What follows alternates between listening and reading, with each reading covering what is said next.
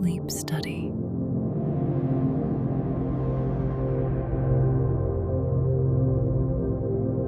The ocean holds secrets that were never meant to be found. Stories that drift through the darkness 3 miles beneath the surface, where sunlight has never touched, and pressure would crush a human body in milliseconds. Tonight, we're descending into that abyss to uncover tales so disturbing, they'll make you question everything you thought you knew about what lies beneath the waves. What I'm about to share with you isn't just a collection of shipwreck stories. These are accounts that have been buried in maritime archives, whispered among deep-sea salvage crews, and documented by researchers who've spent their entire careers studying the ocean's darkest corners. Stories that reveal something far more unsettling than simple maritime disasters. Over the past 2 years, I've compiled testimonies from submersible pilots, analysed declassified naval reports, and interviewed survivors whose experiences defy explanation. What I discovered changed how I see the ocean forever, because these aren't just stories about ships that sank. They're glimpses into something that exists in the deepest parts of our world, something that challenges our understanding of what's possible. The first thing you need to understand is that the deep ocean isn't empty. It's not the barren wasteland we once believed. Every square mile of the abyss tells a story, and some of those stories are so bizarre, they sound like fiction. But I've seen the evidence. I've spoken to the people who lived through these experiences, and by the end of these 2 hours, you'll understand why certain areas of the ocean remain off limits to civilian vessels.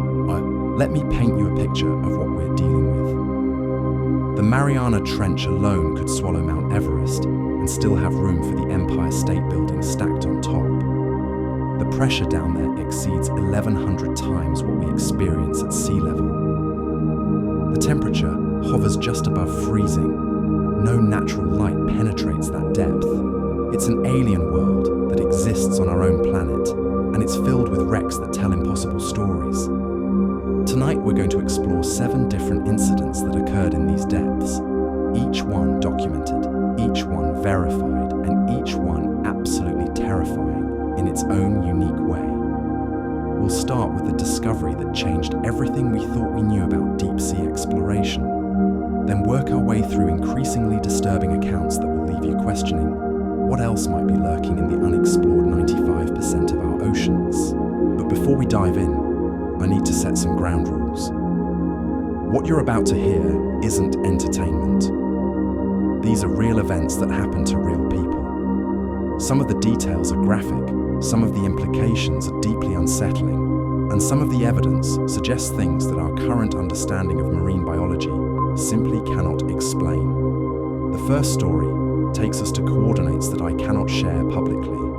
The location remains classified by multiple governments for reasons that will become clear. In 2019, a joint research expedition between 3 nations deployed the most advanced deep-sea exploration vehicle ever constructed. Their mission was simple: map the deepest unexplored section of the Pacific Ocean and catalogue any geological features of interest. What they found instead was the wreck of a vessel that, according to all historical records, should not exist. The ship's design suggested it was built sometime in the early 1500s, yet it was discovered at a depth that would have been impossible to reach with period technology. The vessel was completely intact despite being exposed to crushing pressure for centuries. No barnacles, no marine growth, no signs of decay whatsoever. The research team initially assumed they'd discovered some kind of preserved specimen, perhaps protected by unique chemical conditions on the ocean floor. But when they deployed their remote-operated vehicle to investigate further, they found something that stopped the expedition cold. The ship's cargo hold contained items that appeared to be from multiple time periods spanning over 400 years. Navigation equipment from the 1700s, personal belongings from the 1920s, and stranger still, modern electronics that the research team confirmed were manufactured less than 5 years before their dive. Dr. Sarah Chen, the expedition's lead marine archaeologist, described the discovery in her classified report as impossible. according to everything we understand about deep-sea preservation and maritime history. The ship showed no signs of impact damage, no hull breaches, no evidence of sinking.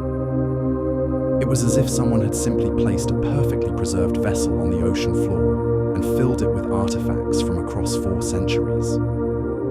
But the real mystery began when they tried to retrieve samples from the wreck. Every time their ROV approached within 50 meters of the vessel, their instruments would malfunction. Cameras would display static. Sonar readings would become erratic. And most disturbing of all, their depth sensors would show readings that were physically impossible, suggesting the ROV was somehow descending through the ocean floor itself. The expedition was terminated after 3 days when their primary research vessel began experiencing similar technical failures. But before they surfaced, Dr. Chen's team managed to capture several minutes of clear footage that revealed something that haunts deep-sea researchers to this day. As their ROV pulled back from the wreck, the camera caught movement inside the ship's windows, not the random motion of marine life or debris. Deliberate, purposeful movement that suggested the presence of something that had no business existing at that depth. The footage remains classified, but 3 members of Dr. Chen's team have since left deep-sea research entirely. When pressed for details, they all give the same response. Some discoveries are too dangerous to pursue. Some questions are better left unanswered. That expedition was supposed to be the beginning of a new era in deep ocean exploration. Instead, it marked the end of civilian access to certain coordinates in the Pacific. The area where they found the impossible ship is now monitored by military vessels from multiple nations. Official reports cite geological instability as the reason for the restrictions, but sources within the naval community tell a different story. The second incident occurred just 8 months later in the Atlantic, approximately 200 nautical miles east of Newfoundland. A commercial salvage operation was investigating reports of a World War II-era merchant vessel that had been located by fishing boats detecting unusual sonar signatures. The salvage company, Maritime Recovery Solutions, had a reputation for recovering valuable cargo from historically significant wrecks. Their initial survey dive confirmed the presence of a large vessel at a depth of approximately 4,000 meters. The ship appeared to match the description of the SS Helena Morrison, a cargo vessel that disappeared in 1943 while carrying supplies to Allied forces in Europe. According to maritime records, the Helena Morrison was last seen leaving port in Nova Scotia before vanishing without a trace, along with her crew of 37 men. The salvage team's first dive revealed something unexpected. The wreck was in remarkable condition for a vessel that had supposedly been underwater for over 70 years. More puzzling still, their sonar detected what appeared to be intact cargo containers in the ship's hold. This was significant because World War II-era merchant vessels typically carried loose cargo that would have deteriorated or dispersed decades ago. Captain Michael Torres, who led the salvage operation, described the initial dive as routine until they began examining the ship's superstructure. The vessel's bridge appeared to be sealed, with all windows and doors intact. This level of preservation was unusual, but not impossible given the depth and cold water temperatures.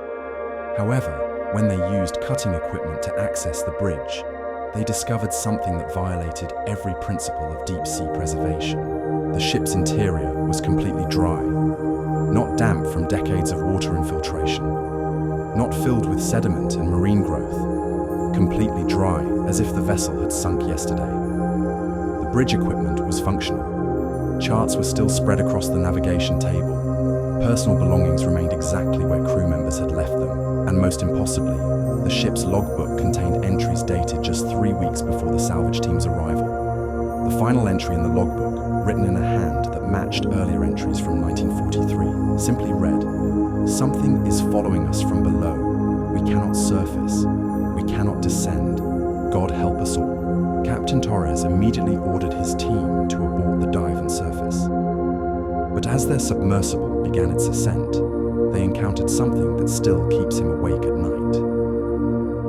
At approximately 2,000 meters depth, their lights illuminated another vessel rising from the darkness below. A ship identical to the Helena Morrison, moving upward on a parallel course.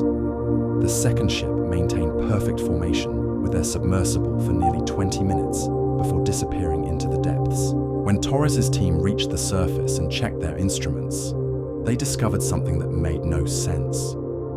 According to their depth recordings, the second ship had been ascending from a depth of over 8,000 meters, deeper than any World War II vessel could possibly sink, deeper than the ocean floor in that region. Maritime Recovery Solutions filed a report with the Canadian Coast Guard describing equipment malfunctions and structural instability at the wreck site. They never returned to those coordinates. Captain Torres retired from salvage operations 6 months later, citing health concerns. But crew members from that dive tell a different story.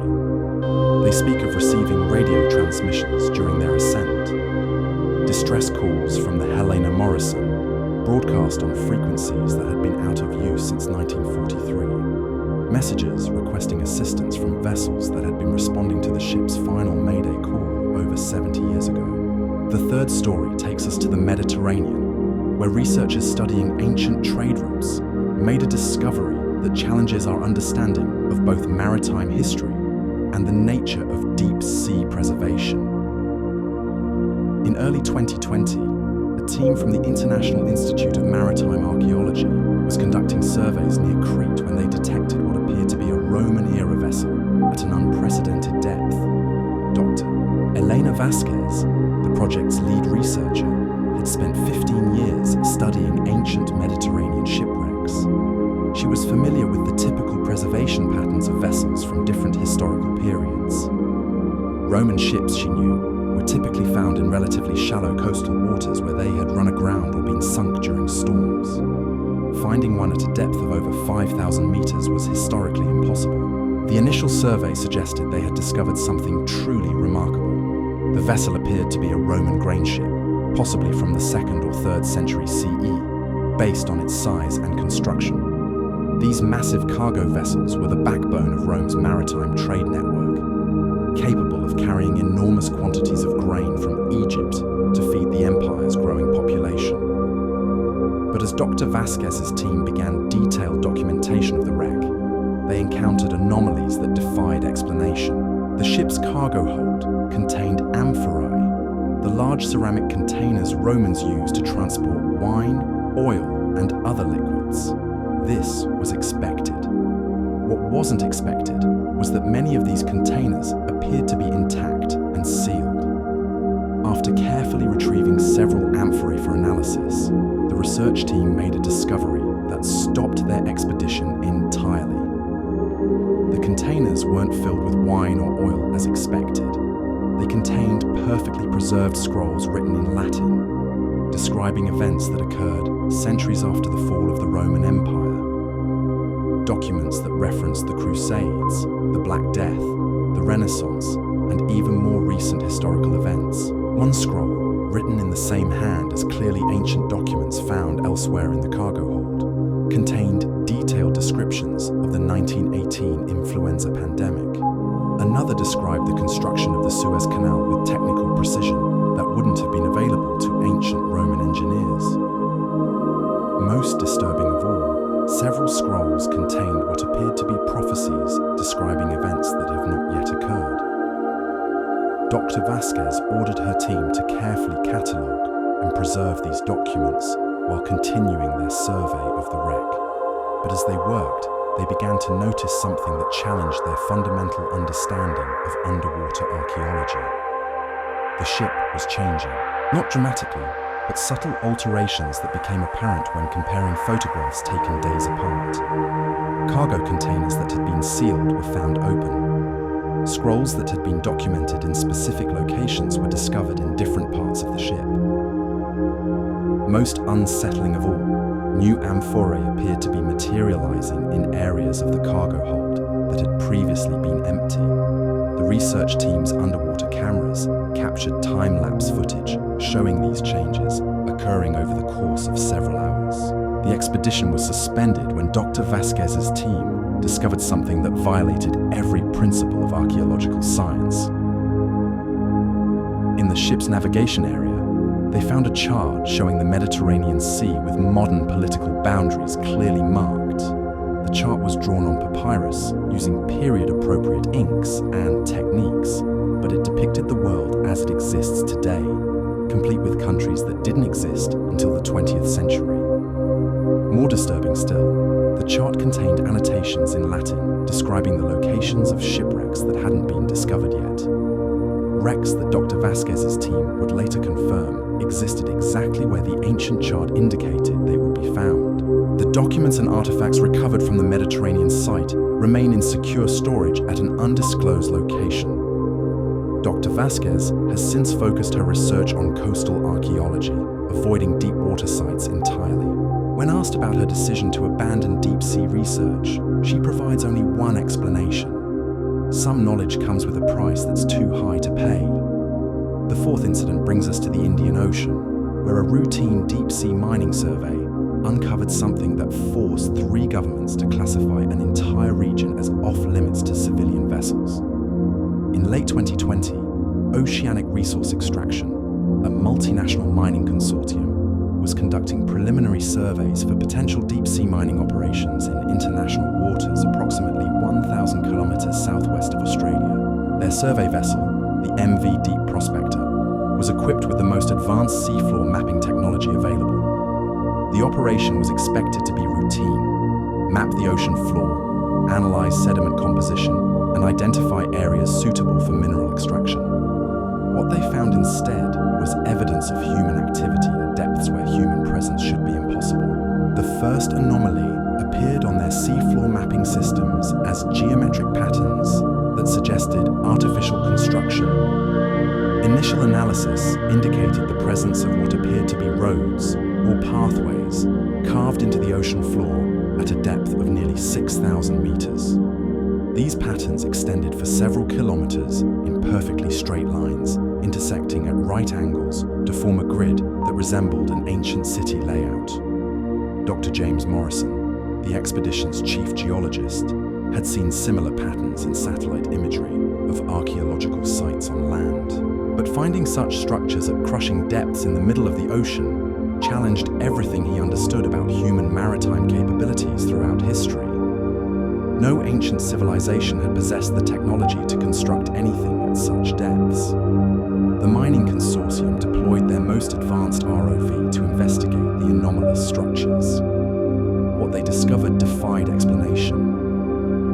The geometric patterns weren't just carved into the seafloor.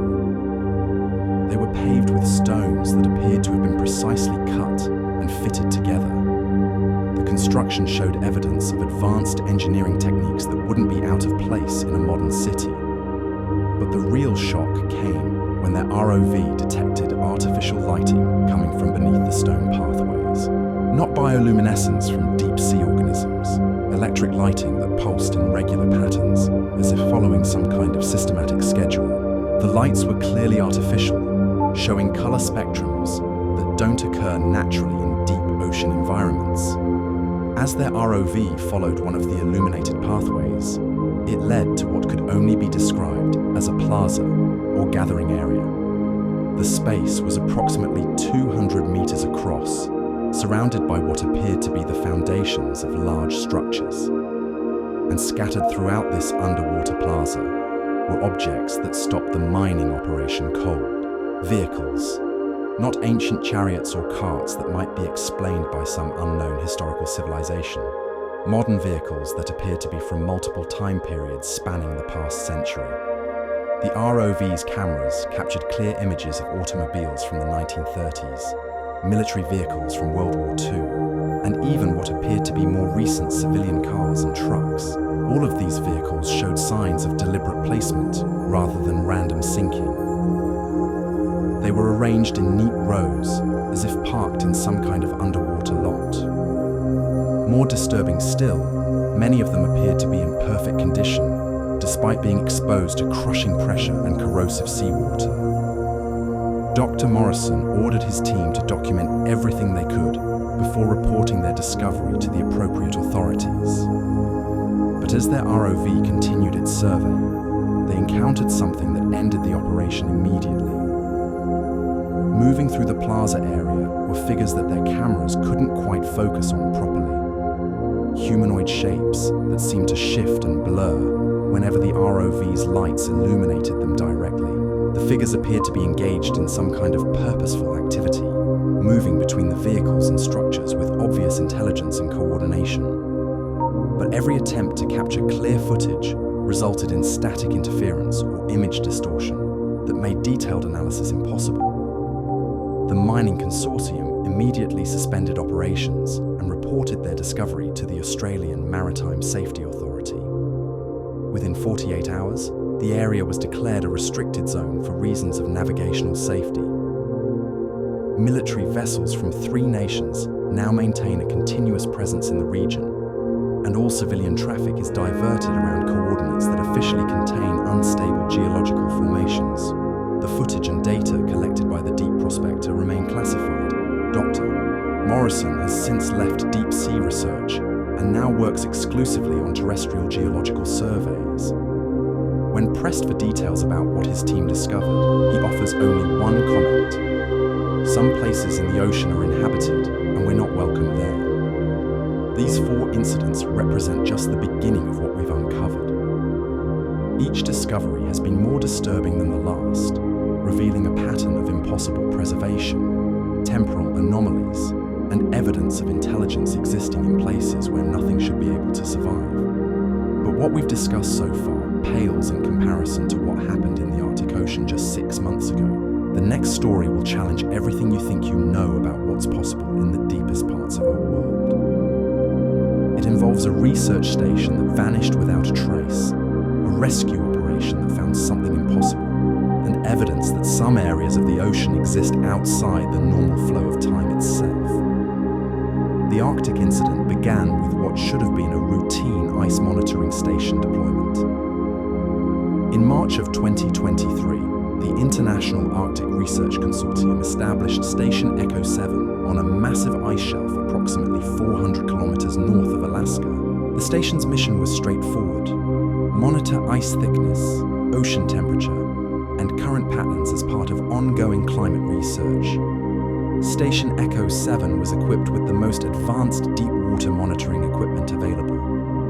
Automated sensors could track ocean conditions down to 8,000 meters depth. The 6-person research team, led by Dr. Marcus Holloway, a veteran Arctic researcher with over 20 years of experience, was scheduled to maintain the station for 4 months before being relieved by the next rotation. For the first 6 weeks, everything proceeded normally. Daily reports confirmed that all equipment was functioning properly, and data collection was proceeding as scheduled. The team's communications with their base station in Anchorage were regular and routine.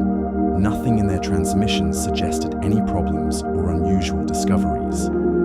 Then, on April 28th, Station Echo 7 missed their scheduled morning check-in. This wasn't immediately concerning since Arctic weather can interfere with communications equipment.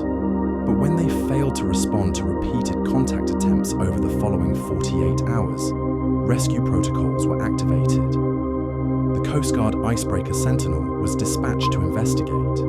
Captain Lisa Rodriguez had commanded Arctic rescue operations for over a decade and was familiar with the harsh conditions that could isolate research stations. When the Sentinel reached the coordinates for Station Echo 7 3 days later, they found something that made no sense. The ice shelf where the station had been established was gone, not broken up by storm activity or melted by unusual weather patterns, simply gone, leaving open ocean water where solid ice had existed for decades. The water temperature readings showed normal Arctic conditions, but there was no debris, no ice fragments, no evidence that a massive ice formation had ever existed in that location. Captain Rodriguez ordered her crew to conduct a thorough search of the surrounding area using sonar and underwater cameras. What they discovered defied every principle of Arctic oceanography. At a depth of nearly 7,000 meters, their sonar detected a large artificial structure sitting on the ocean floor, The structure's dimensions matched exactly the specifications of Station Echo 7. The research station was intact and appeared to be operational. External lights were functioning, and their instruments detected what seemed to be normal power signatures coming from the facility. But Station Echo 7 had been built on the surface of an ice shelf. Finding it at crushing depth in the middle of the Arctic Ocean was impossible according to everything they understood about ice dynamics and structural engineering. Captain Rodriguez immediately contacted Arctic Command to report their discovery. The response was swift and decisive. Within 12 hours, a specialized deep-sea recovery unit arrived with equipment capable of investigating the submerged station. The operation was classified at the highest levels, with all personnel required to sign comprehensive non-disclosure agreements. The recovery team deployed their most advanced submersible to investigate the station. What they found challenged everything they thought they knew about deep-sea survival and structural integrity. Station Echo 7 was not only intact, but appeared to be fully pressurized and operational. The facility's external cameras were functioning, showing clear images of the surrounding ocean floor. More impossibly, the station's communication systems were active. The recovery team established contact with someone inside the facility who identified himself as Dr. Marcus Holloway. His voice was clear and calm as he provided detailed status reports on the station's condition and the welfare of his research team. Dr. Holloway explained that his team had experienced what he described as a sudden subsidence event where the ice shelf had collapsed beneath them. According to his account, they had managed to seal the station and activate emergency life support systems before the facility sank to the ocean floor. He reported that all 6 team members were alive and uninjured, with sufficient supplies to last several more weeks. But the recovery team's instruments revealed something that made Dr. Holloway's explanation impossible. The station's depth readings showed it was sitting at nearly 7,000 meters below sea level. At that depth, the pressure would exceed 700 times normal atmospheric pressure. No surface structure, regardless of how well engineered, could possibly maintain pressurization under those conditions. Even more disturbing, the recovery team's chronometers showed significant discrepancies when compared to the station's internal clocks. According to the facility's systems, only 6 hours had passed since the alleged subsidence event, but external records confirmed that Station Echo 7 had been missing for over a week. The recovery operation commander, whose identity remains classified, authorized an attempt to physically dock with the submerged station.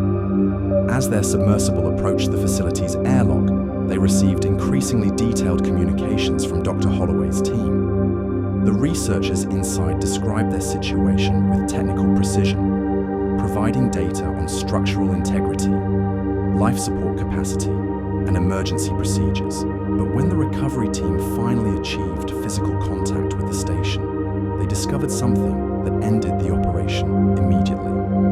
The facility's external hull showed clear evidence of extreme pressure damage. Windows were cracked, metal surfaces were buckled, and several sections showed signs of catastrophic structural failure. Yet the communications from inside continued uninterrupted, with Dr. Holloway reporting normal conditions throughout the facility. The final transmission from Station Echo 7 came as the recovery team prepared to retreat to a safe distance. Dr. Holloway's voice, still calm and professional, delivered a message that haunts everyone who heard it. "We can see you out there, but you look different. Everything looks different from down here. Time moves strangely at this depth. We've been documenting some remarkable discoveries. The ocean floor isn't empty. There are others here who've been waiting much longer than we have." The transmission ended abruptly, and all contact with Station Echo 7 was lost. The recovery team's final camera footage showed the facility's lights flickering and then going dark. But their instruments continued to detect power signatures and structural vibrations, suggesting ongoing activity inside the station. The Arctic recovery operation operation was officially terminated due to equipment failures and hazardous conditions. The area around the former location of Station Echo 7 has been designated a navigation hazard zone, with military vessels maintaining surveillance to prevent civilian access. Official reports describe the incident as a tragic loss of life due to catastrophic ice shelf collapse. But sources within the Arctic research community tell a different story. They speak of ongoing monitoring efforts that continue to detect intermittent signals from the coordinates where Station Echo 7 disappeared, communications that suggest the research team is still alive, still conducting their work, and still trying to make contact with the surface world. The implications of what happened in the Arctic extend far beyond a single missing research station. The incident suggests that certain depths of the ocean exist outside normal physical laws, where time moves differently, and where the boundary between possible and impossible becomes meaningless. The sixth story brings us to coordinates in the South Pacific, where a commercial shipping vessel encountered something that forced maritime authorities to establish the largest no-go zone in international waters. The MV Pacific Horizon was a container ship operating between Australia and South America when it reported mechanical difficulties approximately 2,000 kilometers west of Chile. Captain David Chen, a veteran merchant marine officer with 30 years of experience, had commanded the Pacific Horizon for over 5 years without incident. The ship was modern, well-maintained, and equipped with the latest navigation and communication technology. When they reported engine problems on May 15, 2023, it seemed like a routine maintenance issue that would require a brief delay for repairs. The Pacific Horizon's last normal transmission was at 1400 hours local time, reporting successful completion of engine repairs and resumption of normal course and speed. Their estimated arrival time in Valparaiso remained unchanged. Nothing in Captain Chen's communication suggested any problems or unusual circumstances. 6 hours later, the ship's automated emergency beacon activated, indicating a man overboard situation. This triggered immediate search and rescue protocols, with the Chilean Navy dispatching aircraft and vessels to investigate. When rescue teams reached the Pacific Horizon's last known position 18 hours later, they found something that violated every principle of maritime physics. The container ship was floating normally on the surface, showing no signs of damage or distress. All external lights were functioning, and the vessel appeared to be maintaining course and speed. But attempts to establish radio contact received no response. More troubling, thermal imaging from rescue aircraft showed no heat signatures indicating human presence aboard the ship. The Chilean Navy boarding party that accessed the Pacific Horizon discovered a vessel in perfect operational condition, but completely devoid of crew. The ship's engines were running normally, navigation systems were active, and all safety equipment was in proper working order. The crew's personal belongings remained in their quarters, meals were half finished in the galley, and the ship's logbook showed routine entries up until the time of the emergency beacon activation. But as the boarding party conducted their investigation, they encountered anomalies that transformed a missing crew case into something far more disturbing. The ship's cargo holds, which according to manifests should have contained standard commercial freight, were empty, except for objects that appeared to be from other vessels entirely. The holds contained lifeboats from ships that had been lost decades earlier, personal effects belonging to crews who had disappeared in different parts of the world, and navigation equipment from vessels that had vanished without trace throughout maritime history. Most unsettling of all, they found recent personal belongings that belonged to the Pacific Horizon's missing crew, but items that showed signs of aging that suggested they had been exposed to salt water and marine conditions for months or even years. Commander Miguel Santos, who led the boarding party, described the discovery as impossible according to everything he understood about maritime salvage and cargo handling. The foreign objects appeared to have been carefully arranged and catalogued, as if someone had been systematically collecting artifacts from missing vessels across decades of maritime disasters. But the real mystery began when the boarding party accessed the ship's navigation computer. The vessel's GPS showed their current position normally, but the system's memory contained course data that placed the Pacific horizon in multiple locations simultaneously. According to the navigation logs, the ship had somehow been present at the coordinates of over 30 different maritime disasters spanning the past 50 years. The logs showed the vessel had been at the exact location where the MV Salem disappeared in 1978, where the fishing vessel Carolina vanished in 1992, and where the research ship Deep Explorer was lost just 3 years earlier. In each case, the timestamps indicated the Pacific horizon had arrived at these locations during the exact time frame when the other vessels had disappeared. Commander Santos ordered his boarding party to secure the vessel and prepare it for towing to port for detailed investigation. But as they worked to establish control of the ship, they encountered something that ended the operation immediately. The Pacific Horizon's communication systems activated on their own, broadcasting distress calls from vessels that had been lost years earlier. The radio transmitted Mayday messages from Captain Rodriguez of the MV Salem, describing engine failure and requesting immediate assistance. This was followed by distress calls from the Carolina's crew, reporting severe weather and taking on water. Most disturbing of all, they received communications from the Deep Explorer's research team, describing encounters with something they couldn't explain in the deepest parts of the ocean. All of these transmissions were broadcast using the Pacific Horizon's equipment, but the voices belonged to people who had been missing for decades. The calls came in chronological order, starting with the oldest disappearance and working forward through time, as if the ship was somehow replaying the final moments of every vessel it had encountered. The Chilean Navy immediately evacuated their boarding party and established a security perimeter around the Pacific horizon. As they withdrew, their final camera footage showed the container ship altering course without any human intervention, heading toward coordinates that matched the location where another commercial vessel had reported mysterious engine problems just hours earlier. The Pacific horizon was last seen traveling at impossible speeds toward the horizon, moving faster than any container ship should be capable of achieving. Satellite tracking lost contact with the vessel's transponder approximately 200 kilometers from where it had been boarded. The ship has not been seen since, but maritime authorities continue to receive distress calls broadcast on frequencies associated with the vessel's communication equipment. The area where the Pacific horizon was encountered is now designated as International Maritime Exclusion Zone 7. Official documentation cites hazardous weather patterns and geological instability as reasons for the restriction.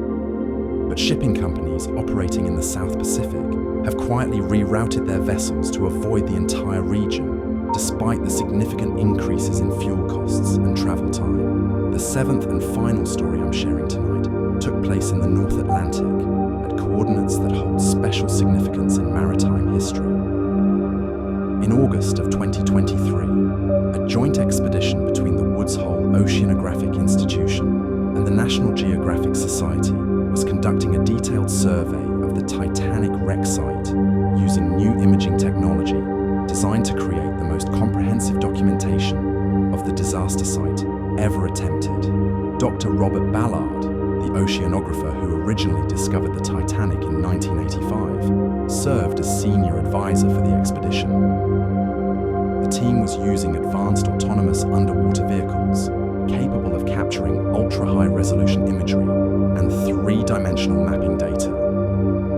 Their goal was to document any changes in the wreck's condition and to search for previously undiscovered debris fields. The expedition's first week proceeded normally, with the AUVs capturing detailed images of the Titanic's bow and stern sections. The wreck appeared to be in the same condition documented by previous expeditions, showing expected signs of deterioration from decades of exposure to deep ocean conditions. The team's findings were consistent with established research on deep-sea preservation and metal corrosion rates. But during their second week of operations, the expedition encountered something that changed their understanding of the Titanic disaster forever. While conducting a survey of the debris field between the ship's two main sections, their AUVs detected what appeared to be additional wreckage that hadn't been documented in previous expeditions. The new debris consisted of ship sections that appeared to be from the Titanic, but showed no signs of the catastrophic damage that characterized the rest of the wreck. These pieces were intact, showing normal wear patterns, but none of the violent structural failure that would be expected from a vessel that had broken apart during its descent to the ocean floor. Dr. Sarah Mitchell, the expedition's lead marine archaeologist, initially assumed they had discovered sections of the ship that had been hidden beneath sediment and recently exposed by deep ocean currents. But as their AUVs conducted detailed documentation, they found something that challenged everything they knew about the Titanic's final moments. The intact sections contained areas that appeared to be passenger accommodations, showing signs of recent occupation. Cabin furniture was arranged normally, personal belongings were neatly stored, and in several locations, the AUVs detected what appeared to be fresh flowers arranged in vases. The preservation was impossible, given the depth, pressure, and length of time the wreckage had been underwater. But the discovery that stopped the expedition entirely came when their AUVs detected movement within these intact sections. Not the random motion of marine life or debris disturbed by ocean currents. Purposeful movement that suggested the presence of something that was actively inhabiting the wreck.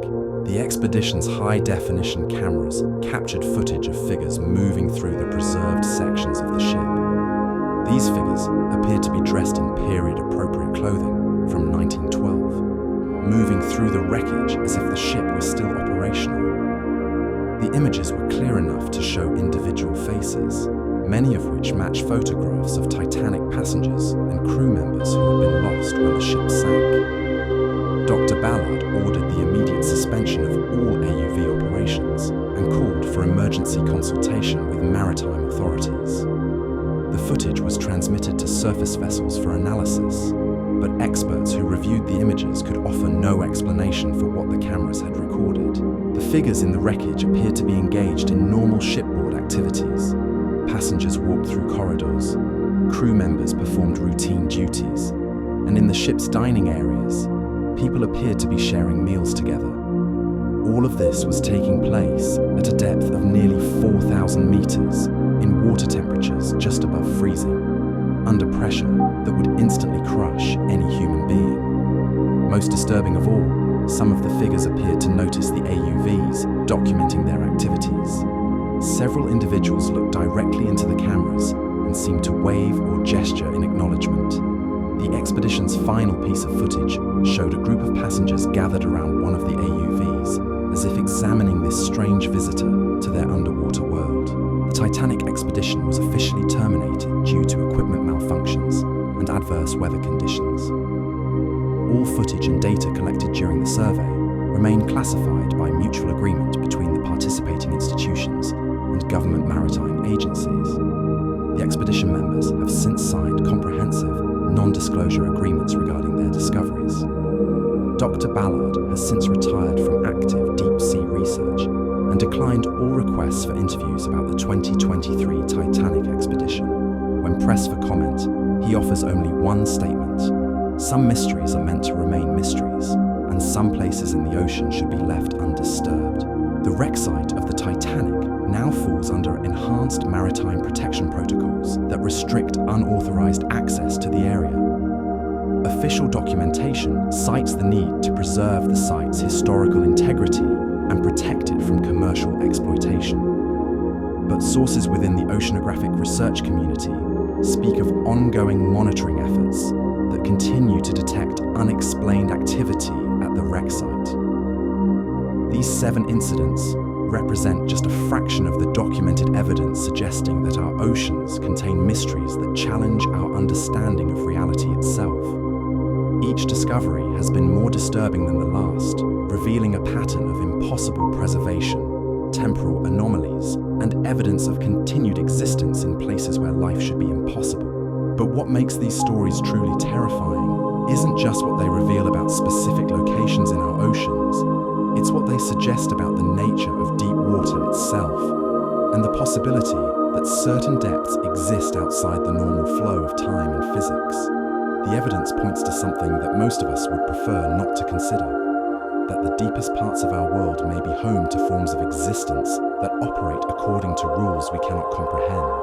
The implications of these discoveries extend far beyond individual incidents. When you map the locations of these encounters, a disturbing pattern emerges. These aren't random events scattered across the world's oceans. They form distinct clusters, concentrated in areas where the ocean floor drops to its greatest depths, areas where tectonic activity has created rifts and trenches that descend into the Earth's crust itself. Dr. Elizabeth Warren, a former oceanographer who worked on 3 of the expeditions I've described, spent 2 years analysing the geographical distribution of these incidents. Her research, which remains unpublished due to institutional pressure, reveals something that changes how we understand deep ocean geography. The areas where these impossible discoveries occur share specific characteristics that suggest they may not be part of our normal ocean environment at all. These zones are marked by unusual magnetic field variations that interfere with standard navigation equipment. Water temperature readings show fluctuations that violate known thermodynamic principles. Most significantly, depth measurements in these areas often return impossible readings, suggesting the presence of spaces that extend far deeper than should be physically possible, given the structure of the ocean floor. Dr. Warren's analysis identified 17 distinct zones across the world's oceans where these anomalies occur. Each zone is characterized by depths exceeding 6,000 meters and geological features that suggest direct connections to the Earth's mantle. But what makes these areas truly unique is their apparent ability to preserve objects and even living beings in ways that contradict everything we understand about deep sea environments. The preservation effect isn't limited to ships and structures. Marine biologists have documented the presence of sea life in these zones that should have been extinct for millions of years. Creatures that appear in fossil records but have never been observed in modern oceans. Species that show no signs of evolution or adaptation despite existing in environments that should have forced dramatic changes over geological timescales. But perhaps the most unsettling aspect of Dr. Warren's research is her documentation of temporal distortions within these zones. Time itself appears to function differently at these depths.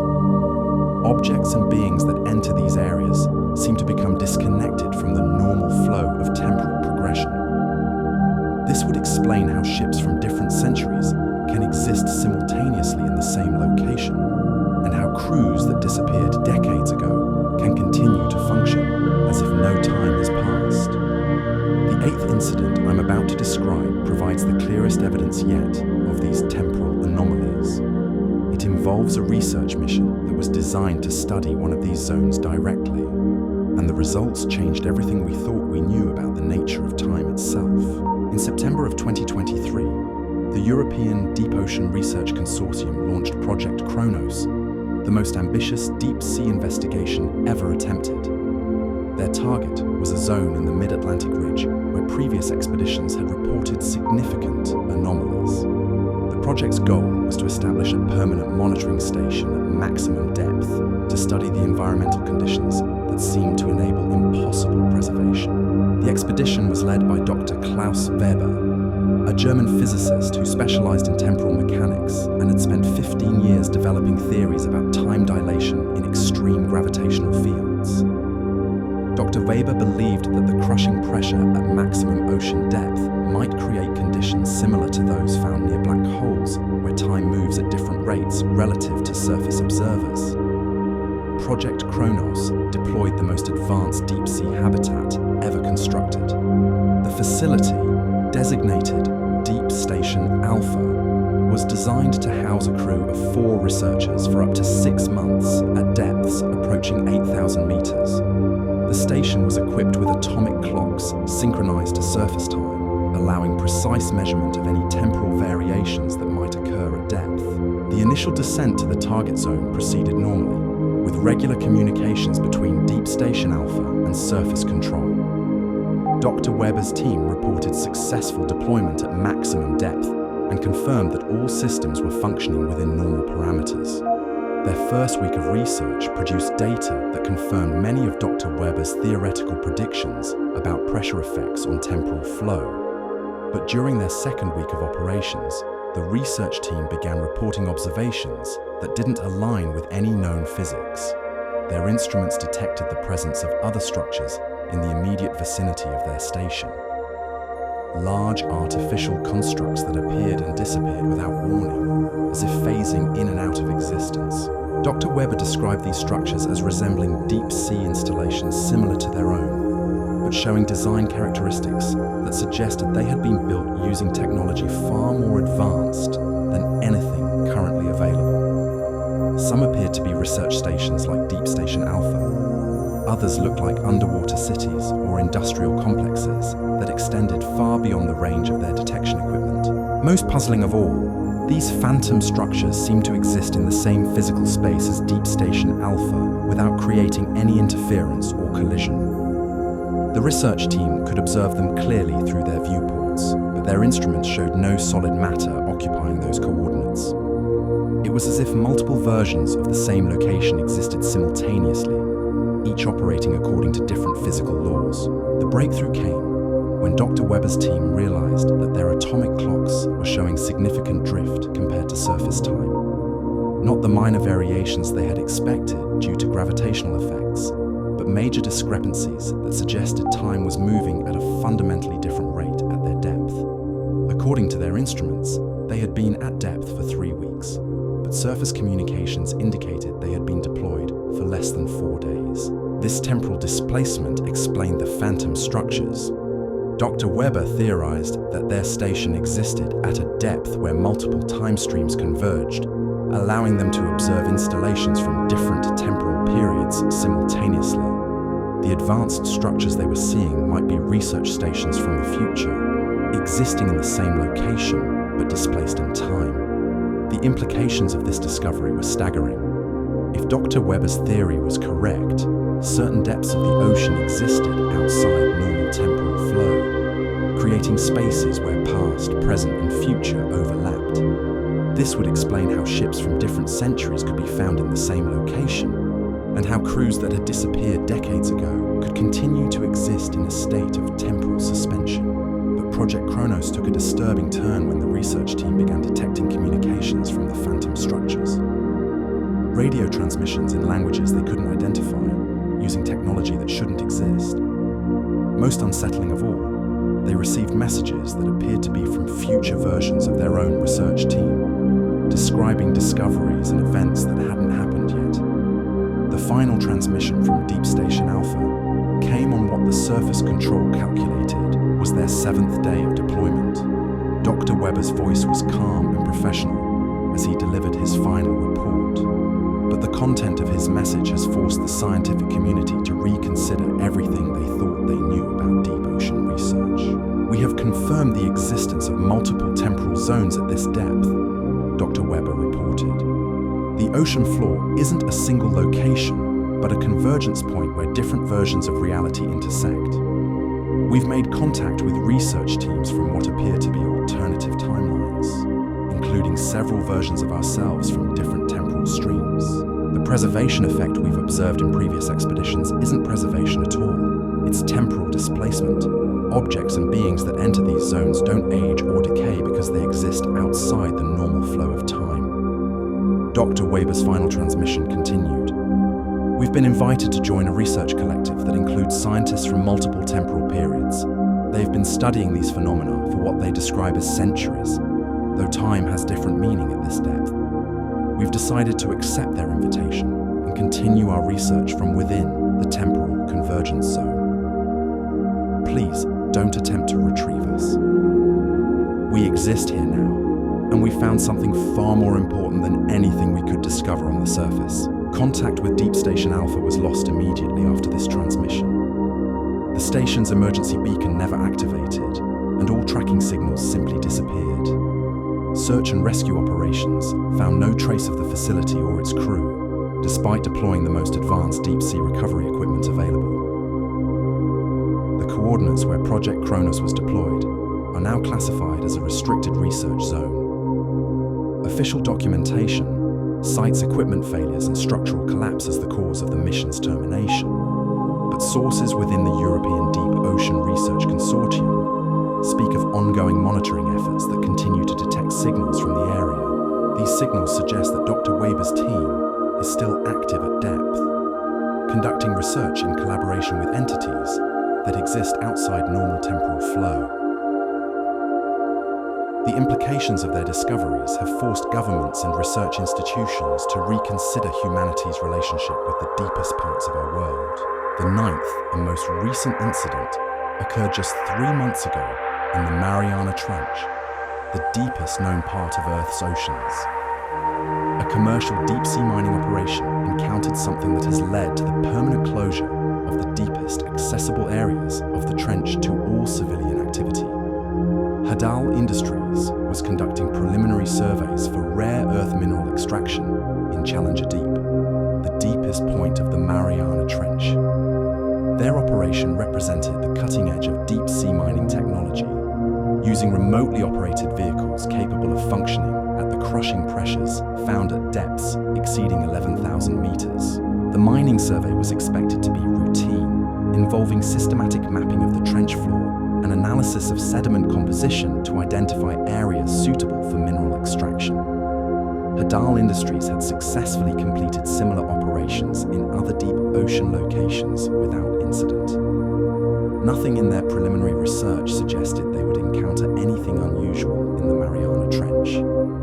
But as their ROVs descended to maximum depth, they began detecting artificial structures that shouldn't exist at such crushing depths.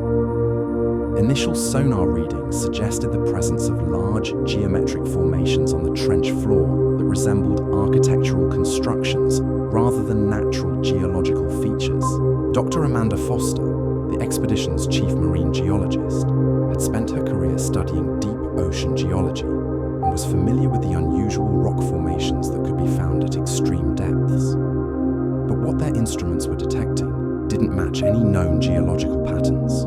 The structures appeared to be deliberately constructed, showing evidence of advanced engineering and architectural design. As their ROVs approached these structures for detailed investigation, they discovered something that violated every principle of deep-sea engineering. The constructions weren't just artificial, they were inhabited. The vehicle's cameras captured clear footage of beings moving through these underwater structures with obvious intelligence and purpose.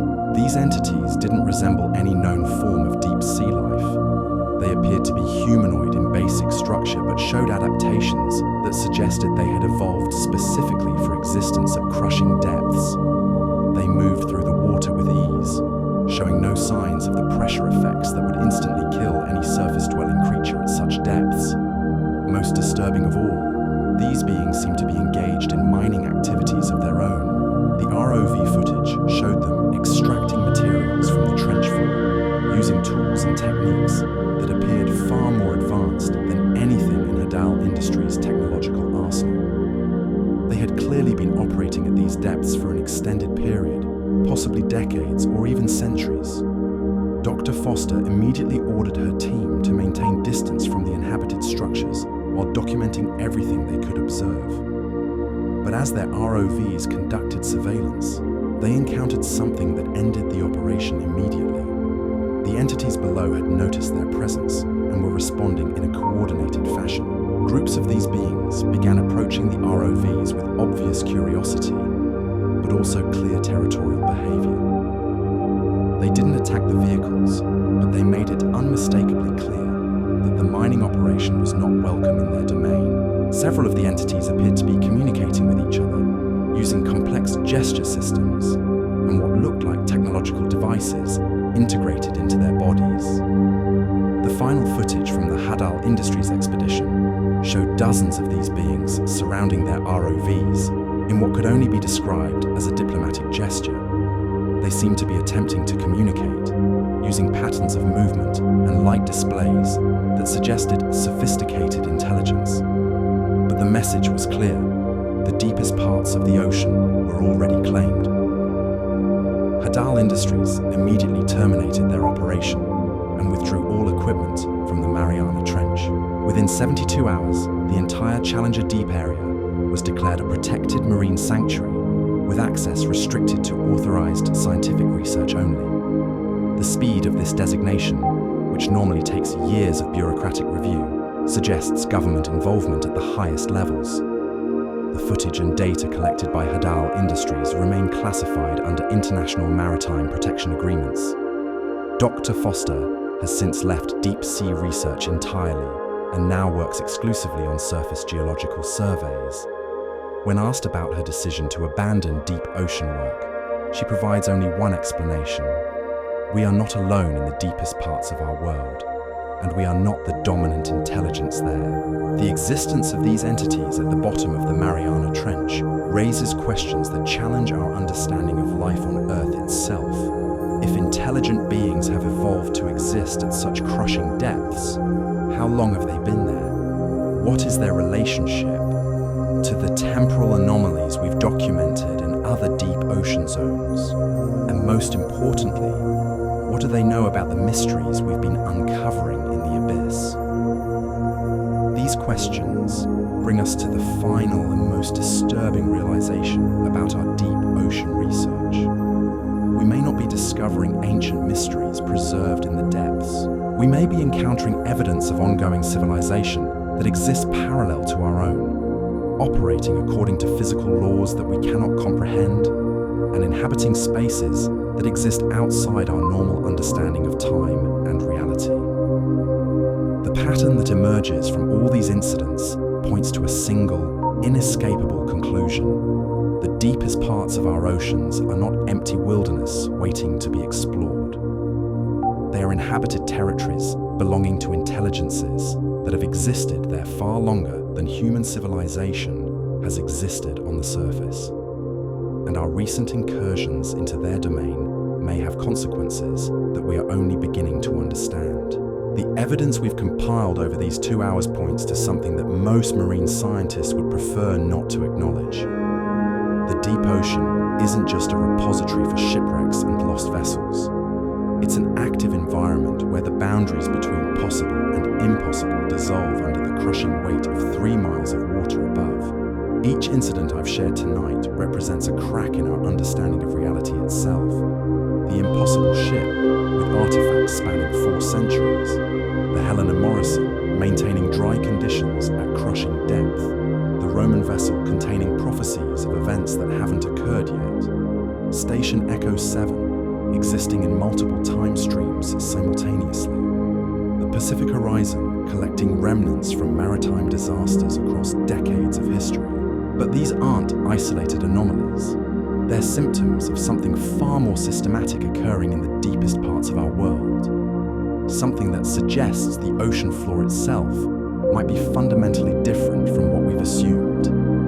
Not just deeper than we imagined, but operating according to physical laws that don't apply anywhere else on Earth. Dr. Patricia Velasquez spent 15 years analyzing the geographical distribution of these incidents before her research was classified by joint government directive.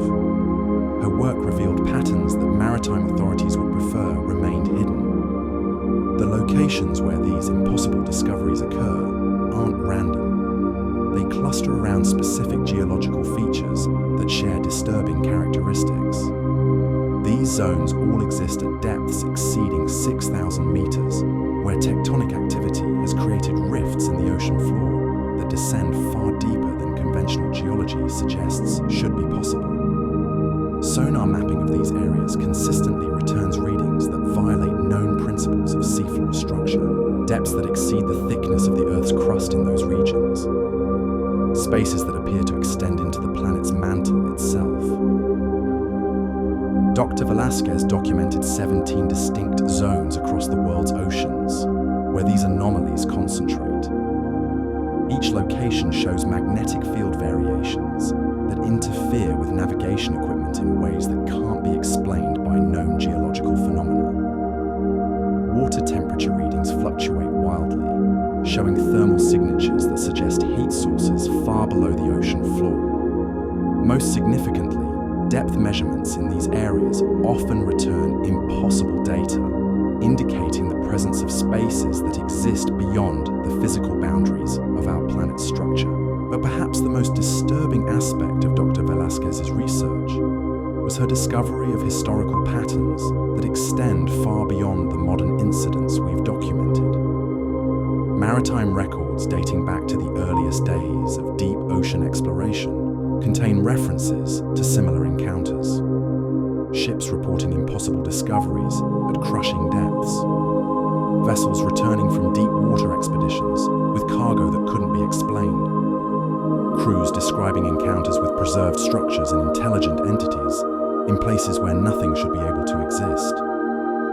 The pattern suggests that whatever exists in these deep ocean zones has been active for centuries, possibly millennia. We haven't stumbled upon ancient ruins or archaeological artifacts. We've made contact with ongoing civilizations that operate in parallel to our surface world, following rules of physics and time that we cannot comprehend. The 10th incident I'm about to describe provides the most compelling evidence yet that these deep ocean zones represent something beyond conventional reality. It involves a classified military operation that was designed to establish permanent monitoring stations in multiple anomaly zones simultaneously. The results of this operation have been buried under the highest levels of government secrecy, but sources within the naval intelligence community have provided details that explain why entire regions of the ocean are now off limits to civilian vessels. Operation Deepwatch was initiated in January of 2024 by a joint task force representing the naval forces of 7 nations.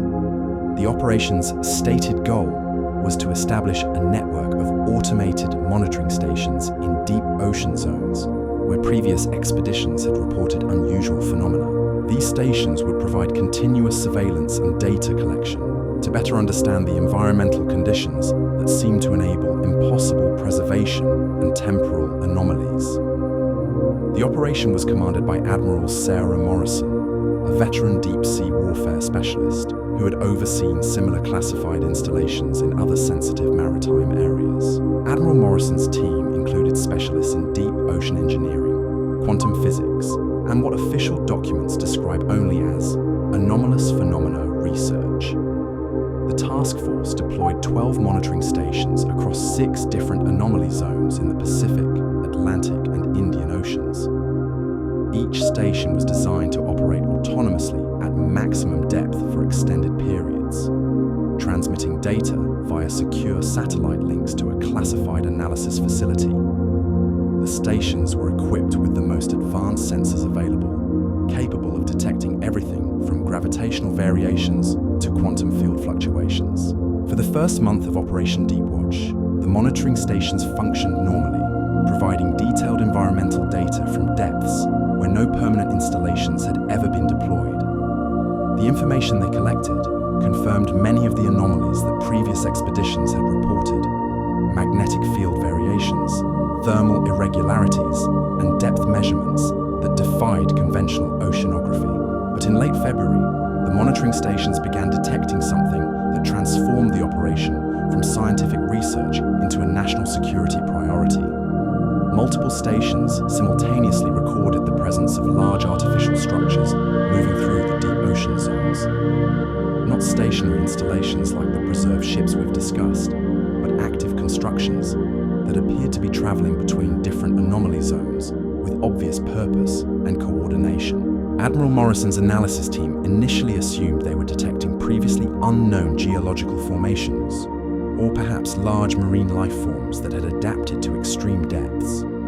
But as the monitoring continued, it became clear that these structures showed characteristics of deliberate construction and intelligent operation. They moved in formation, communicated with each other using detectable energy signatures, and most disturbing of all, they seemed to be investigating the monitoring stations themselves. The breakthrough came when Station 7, deployed in the deepest part of the Puerto Rico Trench, established what could only be described as communication contact with one of these mobile structures. The station's automated systems detected organized signal patterns that showed clear mathematical relationships and logical progressions. These weren't random electromagnetic emissions from unknown geological processes.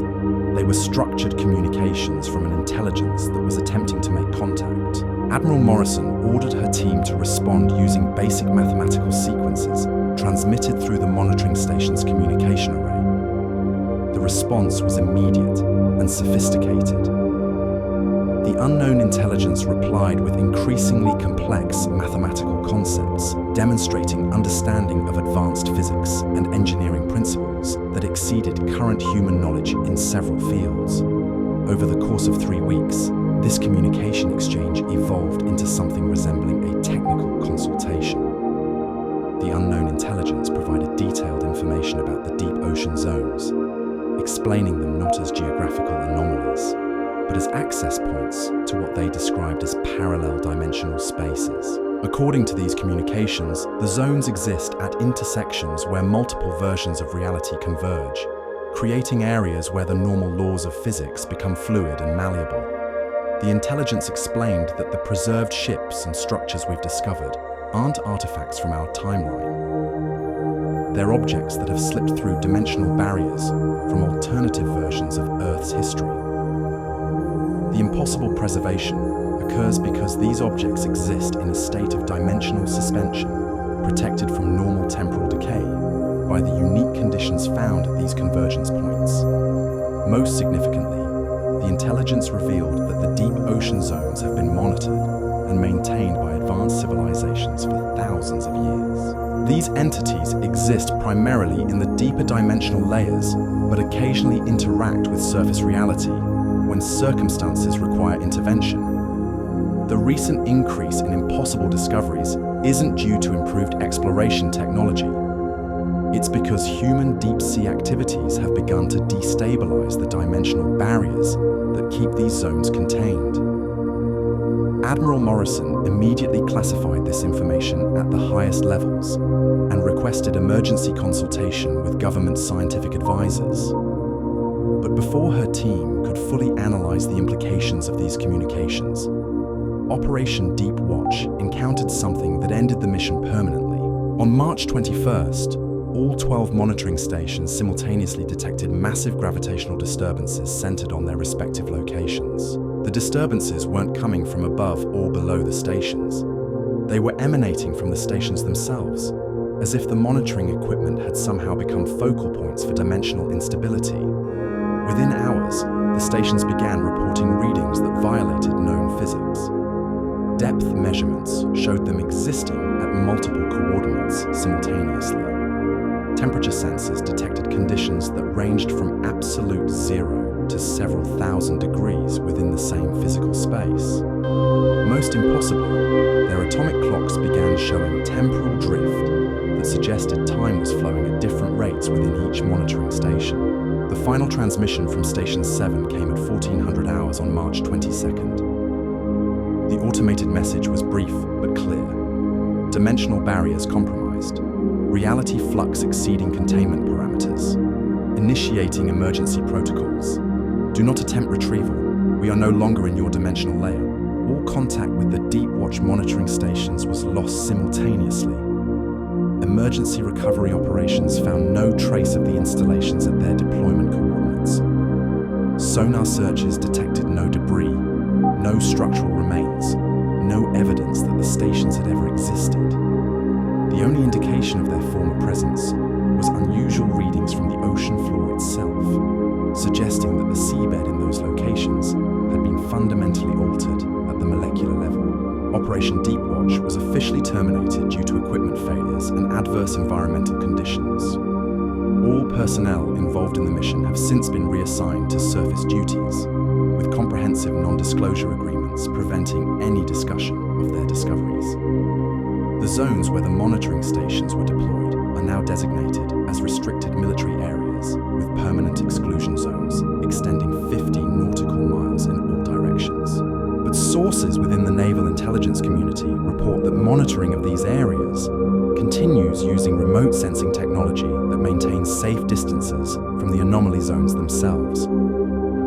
These distant observations suggest that the areas where the stations disappeared continue to show signs of dimensional instability. Gravitational fluctuations, electromagnetic anomalies, and most disturbing of all, Occasional visual distortions that suggest the boundaries between different versions of reality remain compromised. The implications of Operation Deep Watch extend far beyond military concerns about dimensional stability. The communications received from the unknown intelligence suggest that human deep-sea exploration has inadvertently interfered with systems that have maintained the separation between parallel realities for millennia.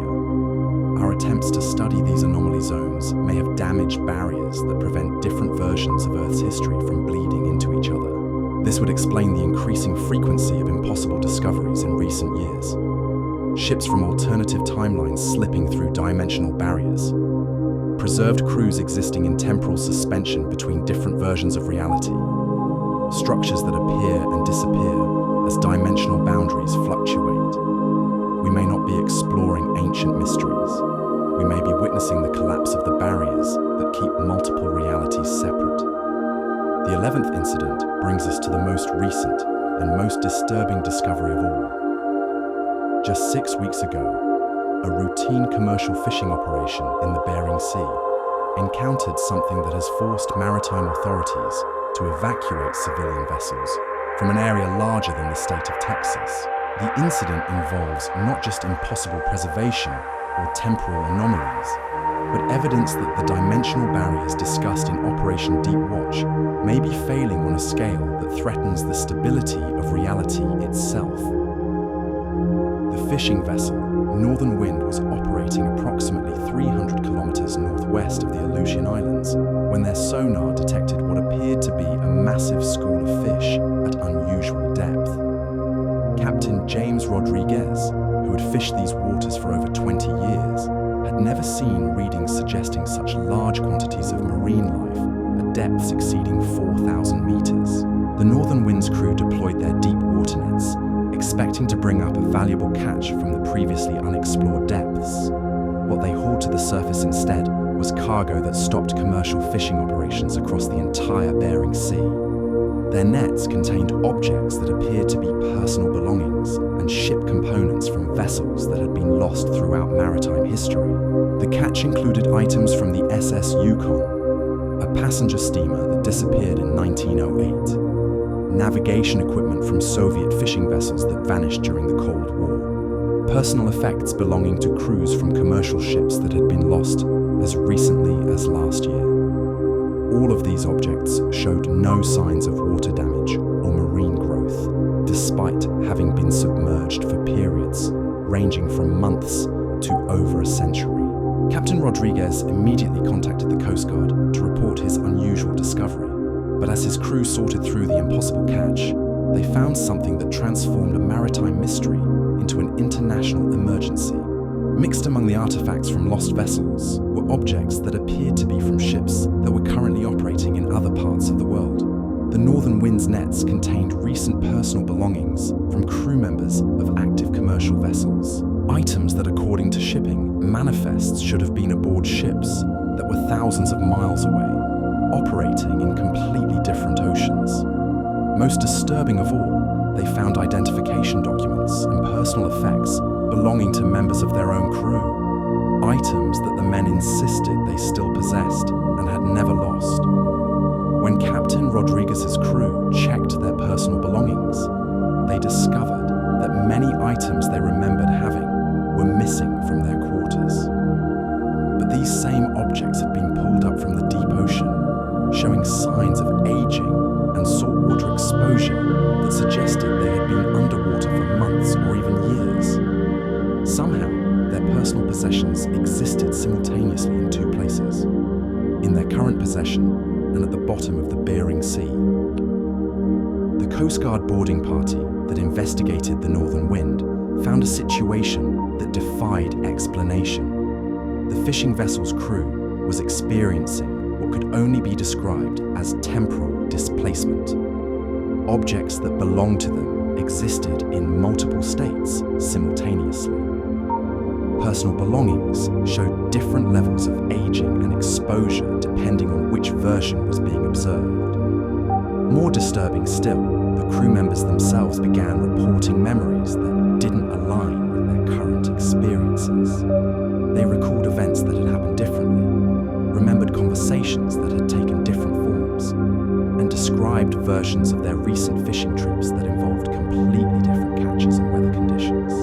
It was as if their consciousness was accessing memories from alternative versions of their own lives. The boarding party's investigation revealed that the northern wind had somehow passed through one of the dimensional convergence zones while conducting their deep water fishing. The passage had created a temporal bridge between their current reality and alternative versions of their timeline. Objects and memories from these parallel realities were bleeding through, creating the impossible catch they had brought to the surface. But the most terrifying discovery came when the Coast Guard team checked the fishing vessel's navigation logs. According to their GPS records, the northern wind had been operating in multiple locations simultaneously. The ship's tracking data showed it present at coordinates throughout the Pacific, Atlantic, and Arctic Oceans, all during the same time period, when the crew insisted they had been fishing exclusively in the Bering Sea. The investigation was immediately classified when government scientists realized the implications of what had occurred. The northern wind hadn't just encountered a dimensional anomaly. The vessel itself had become a dimensional anchor point, existing simultaneously in multiple realities. This created a cascade effect that began spreading to other vessels operating in the region. Within 48 hours of the northern wind incident, commercial ships throughout the Bering Sea began reporting similar phenomena. Crews finding objects that belonged to them but showed impossible aging. Navigation systems showing multiple positions simultaneously. Radio communications receiving messages from versions of themselves operating in different realities. The situation escalated when several fishing vessels reported encountering other versions of themselves operating in the same waters. Ships would appear on radar and visual observation, identical to the observing vessel in every detail, including crew members who looked exactly like the observers. These duplicate vessels would operate normally for several hours before disappearing without trace, leaving behind only the impossible catch they had pulled up from depths that connected to alternative realities. The Bering Sea was declared a maritime emergency zone within 72 hours of the northern wind incident. All civilian vessels were ordered to evacuate the area immediately, while military units established a security perimeter around the affected region. Official documentation cites severe weather conditions and geological instability as reasons for the evacuation. But maritime industry sources describe a complete collapse of dimensional barriers across thousands of square miles of ocean.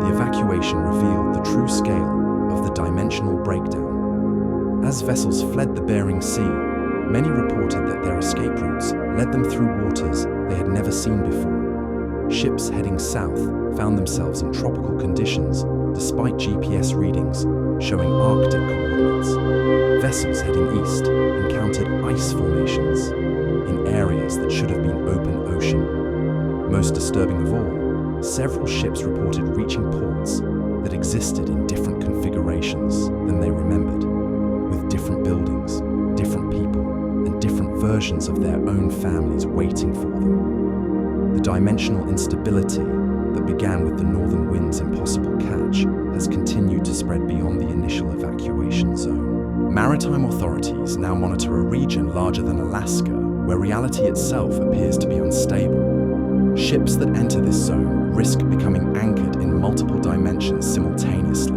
existing in several versions of reality without the ability to return to any single timeline. Dr. Michael Chen, a former government physicist who worked on the emergency response team, has since gone public with information about the Bering Sea incident, despite official pressure to maintain secrecy. According to Dr. Chen, the dimensional breakdown represents exactly what the unknown intelligence warned about during Operation Deep Watch. Human interference with the deep ocean convergence zones has damaged the barriers that keep parallel realities separate. The result is a cascade failure that threatens to spread beyond the ocean entirely. As dimensional barriers continue to weaken, the effects may reach coastal areas and eventually inland regions. Alternative versions of reality could begin manifesting randomly, creating a world where multiple timelines exist simultaneously in the same physical space. Dr. Chen's analysis suggests that the deep ocean anomalies we've been documenting aren't isolated phenomena. They're symptoms of a larger system that maintains the stability of reality itself. This system has been operating for millennia, managed by intelligences that exist primarily in deeper dimensional layers. Human deep-sea exploration has inadvertently damaged this system, and the consequences may be irreversible. The evidence supports Dr. Chen's conclusions. The frequency and intensity of impossible discoveries have increased dramatically over the past 5 years, corresponding directly with advances in deep-sea exploration technology. Each new expedition into the deepest parts of the ocean seems to destabilize the dimensional barriers further. We may have reached a tipping point where reality itself begins to fragment. This brings us to the final and most important question raised by everything we've discovered. Are we prepared for a world where the boundaries between possible and impossible dissolve completely? Where ships from different centuries operate simultaneously in the same waters? Where crews exist in multiple timelines at once? Where the deep ocean serves as a gateway between alternative versions of Earth's history? The evidence suggests that we may not have a choice in the matter. The process has already begun, and it may be beyond our ability to stop or control. The deep ocean zones that we've been studying aren't just geographical anomalies. They're access points to a larger reality that encompasses multiple versions of our world. And our exploration of these zones may have opened doors that can never be closed again. The intelligences that attempted to communicate with us during Operation Deepwatch weren't trying to share knowledge. They were trying to warn us. The deep ocean isn't empty space waiting to be explored. It's a carefully maintained system that keeps multiple realities from colliding with each other. And we may have damaged that system beyond repair. As I conclude these 2 hours of testimony, I want to leave you with one final thought. The next time you look out at the ocean, remember that beneath those waves lies not just water and marine life, but gateways to infinite versions of reality. Some of those realities may be better than ours. Others may be far worse. And thanks to our deep sea exploration, the barriers between them are disappearing.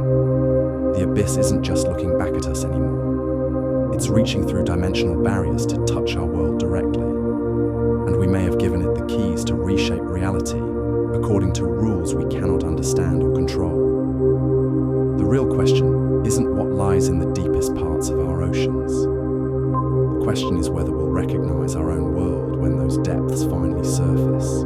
The stories I've shared tonight represent just the beginning of what may be the most significant challenge humanity has ever faced. Not invasion from space or nuclear war or climate change, but the discovery that reality itself is far more fragile than we ever imagined. And we may have broken it beyond repair by looking too deeply into places that were meant to remain hidden forever.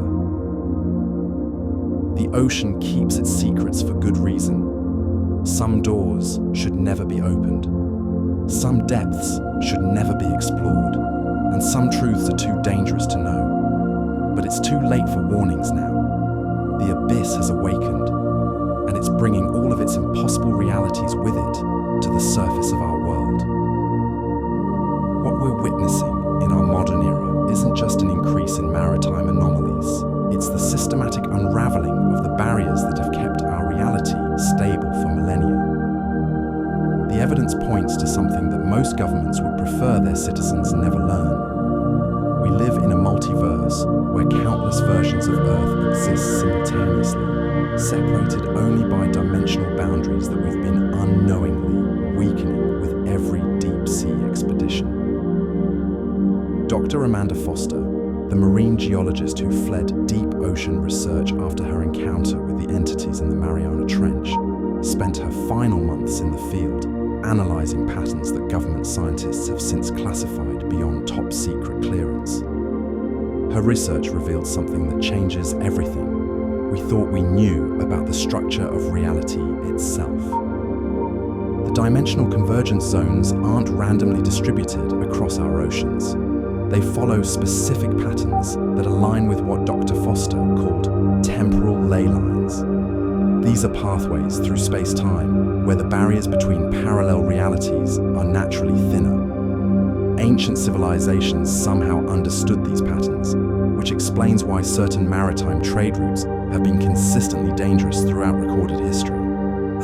But here's what makes Dr. Foster's discovery truly terrifying. The temporal ley lines aren't stable. They shift and fluctuate according to patterns that correspond directly with human activity in the deep ocean. Every submersible dive, every deep sea mining operation, every attempt to map the ocean floor creates vibrations that weaken these dimensional barriers further.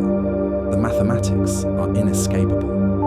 Dr. Foster calculated that if deep-sea exploration continues at current rates, the dimensional barriers will collapse entirely within the next 18 months. When that happens, all versions of Earth's timeline will exist simultaneously in the same physical space. Ships from every era of maritime history will operate in the same waters. Crews from alternative realities will interact with each other without understanding that they exist in different versions of the same world. But the implications extend far beyond maritime confusion. When dimensional barriers collapse completely, the effects won't be limited to the ocean. Coastal cities will begin experiencing temporal overlaps, where multiple versions of the same location exist simultaneously. People will encounter alternative versions of themselves, living different lives in the same physical space. History itself will become fluid, with events from different timelines occurring simultaneously. The 12th incident I'm about to describe provides our clearest glimpse of what complete dimensional collapse looks like. It occurred just 2 weeks ago in the North Sea, where a routine oil platform inspection discovered something that has forced the European Union to declare a state of maritime emergency across all member nations. The Poseidon 7 oil platform had been operating normally in the North Sea for over 15 years without incident. The platform's crew of 43 workers had established a routine that maximized efficiency while maintaining the strict safety protocols required for deep water drilling operations. Their work involved extracting crude oil from reserves located nearly 6,000 meters below the ocean floor. But during a routine maintenance inspection on their deep water drilling equipment, the platform's crew encountered something that violated every principle of petroleum engineering. Their drill samples were bringing up materials that shouldn't exist at those depths. Not oil or natural gas, but objects that appeared to be artifacts from human civilizations spanning thousands of years of history. The drill cores contained pottery fragments from ancient Mediterranean cultures, metal tools from Viking settlements, and navigation instruments from age of exploration vessels. But mixed among these historical artifacts were objects from the modern era: computer components, plastic materials, and electronic devices that had been manufactured within the past decade. Chief Engineer Lars Andersen had overseen deep water drilling operations throughout the North Sea for over 20 years. He understood the geological layers that should be found at various depths, and nothing in his experience could explain how human artifacts had become embedded in rock formations that predated human civilization by millions of years. But the impossible drill samples were just the beginning. As the Poseidon 7 crew continued their inspection, they began noticing changes in the ocean around their platform. Ships would appear on the horizon, approach to within visual range, and then simply vanish. These weren't modern vessels experiencing equipment failures. They were ships from across maritime history, appearing exactly as they would have during their original time periods. The crew documented the appearance of Viking longships, Spanish galleons, World War II destroyers, and modern container vessels all operating in the same waters simultaneously. Each type of ship seemed unaware of the others, as if they existed in separate layers of reality that occasionally became visible to observers on the oil platform. Engineer Andersen immediately contacted North Sea Maritime Control to report the unusual sightings. But as his crew continued their observations, they encountered something that transformed their routine inspection into an international crisis. The ocean itself was changing around their platform. Water samples taken from the same location at different times showed completely different chemical compositions. Temperature readings fluctuated wildly without corresponding weather changes. Most disturbing of all, depth measurements beneath the platform returned readings that violated known oceanography. The seafloor appeared to exist at multiple depths simultaneously, as if several versions of the North Sea occupied the same coordinates. The breakthrough came when the platform's crew realized they were receiving radio communications from the ships they had been observing. But these weren't normal maritime communications. They were receiving messages from vessels operating in different time periods, all broadcasting simultaneously on the same frequencies. Medieval sailors describing sea monsters in Old Norse, Spanish conquistadors reporting navigation difficulties in Latin, Royal Navy officers coordinating convoy movements during the Battle of the Atlantic, modern cargo ship captains discussing current weather conditions. All of these communications were happening simultaneously, creating a cacophony of voices from across maritime history. Chief Engineer Anderson ordered his crew to respond to these communications using standard maritime protocols. The results revealed something that challenged their understanding of time itself. When they transmitted messages to the historical vessels, they received immediate responses. The crews from different eras could hear and understand each other, despite speaking different languages and existing in different centuries. More impossibly, these historical crews began sharing information about their respective time periods. Viking navigators described sea routes that wouldn't be discovered by European explorers for centuries. Spanish treasure ships provided detailed maps of Caribbean islands before those islands had been officially charted. World War II convoy escorts shared intelligence about German U-boat positions that proved accurate when checked against historical records. The oil platform had somehow become a communication hub connecting multiple versions of maritime history. Crews from different timelines were coordinating their activities as if they all existed in the same present moment. The dimensional barriers that normally kept these realities separate had completely collapsed in the waters around Poseidon 7. But the situation escalated beyond communication when the platform's crew began observing direct interactions between vessels from different time periods. A Viking longship was seen receiving supplies from a modern cargo vessel. Spanish galleons traveled in formation with World War II destroyers. Ancient fishing boats shared their catch with nuclear-powered submarines.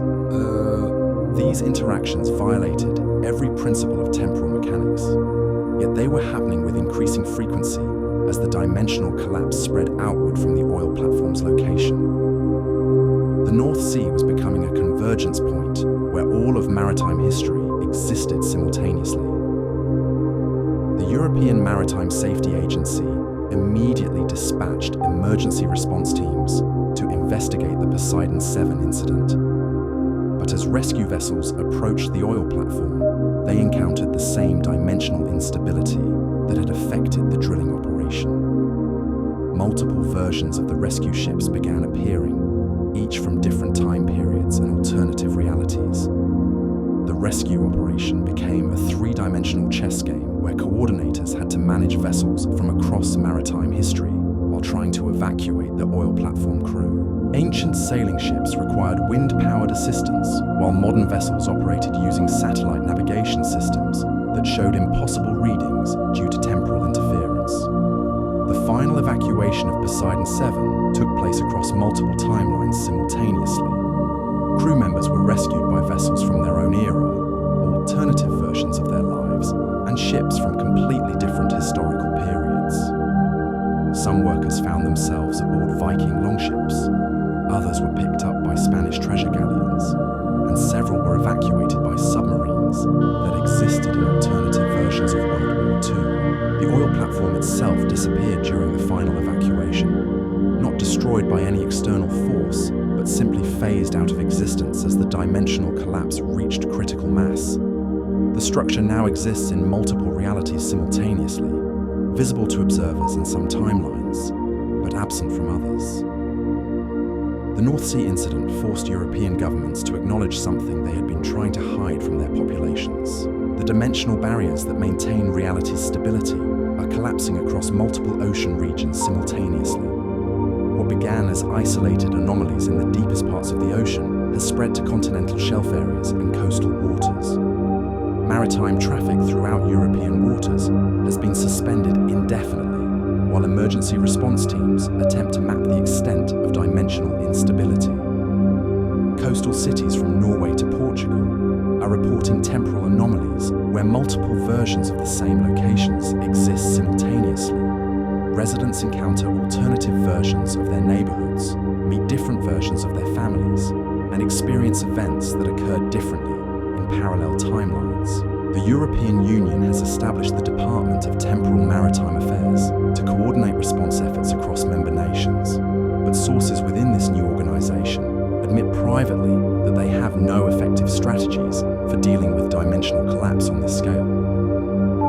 The phenomenon is spreading faster than they can study it, and traditional physics provides no framework for understanding what's happening. Dr. Sarah Chen, the marine archaeologist who first encountered impossible preservation in the Pacific, has emerged from years of self-imposed exile to lead an international task force studying the dimensional collapse.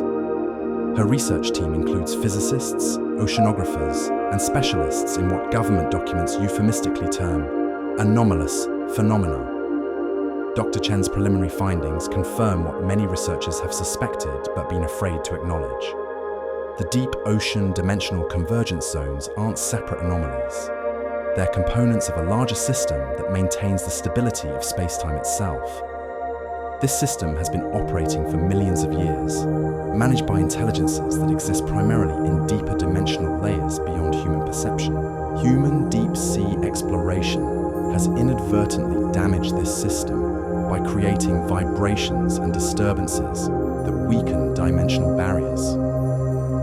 Each submersible dive, each sonar ping, each attempt to extract resources from the deep ocean creates cumulative damage that brings us closer to complete dimensional collapse. But Dr. Chen's research has revealed something even more disturbing. The intelligences that maintain this system have been trying to warn us for decades. The impossible discoveries we've been documenting aren't random anomalies. They're deliberately placed evidence designed to make us understand the consequences of continued deep ocean exploration. The preserved ships with cargo from multiple time periods weren't accidents of deep-sea preservation. They were carefully constructed demonstrations showing us what happens when dimensional barriers weaken. The crews existing in temporal suspension weren't trapped by mysterious forces. They were volunteers from the intelligence community, tasked with making contact and delivering warnings that we consistently failed to understand. The communications received during Operation Deepwatch weren't first contact with alien intelligences. They were desperate attempts by entities that have been protecting Earth's dimensional stability to explain the damage we were causing and convince us to stop before it was too late.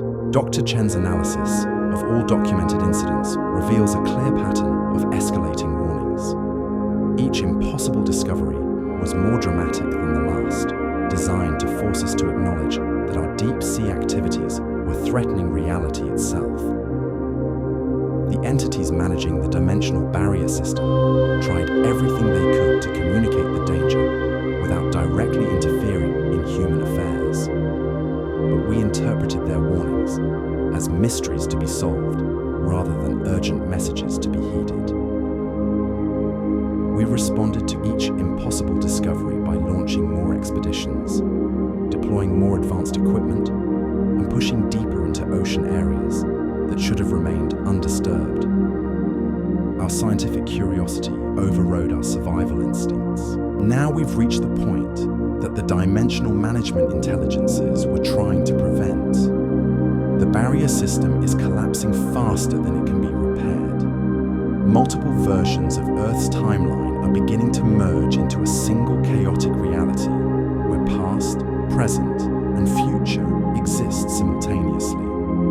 The 13th and final incident I'll share tonight occurred just 72 hours ago, and it represents the complete failure dimensional barriers across an area larger than the continental United States. The Pacific Rim Dimensional Collapse event has forced governments across 6 nations to implement emergency protocols that acknowledge the end of reality as we've known it. The collapse began simultaneously at 17 different locations across the Pacific Ocean, each corresponding to deep-sea convergence zones that had been identified in previous research. At exactly 1400 hours GMT, on the date I cannot specify for security reasons, monitoring stations detected massive gravitational disturbances emanating from these locations. Within minutes, the disturbances created a cascade effect that spread across the entire Pacific basin.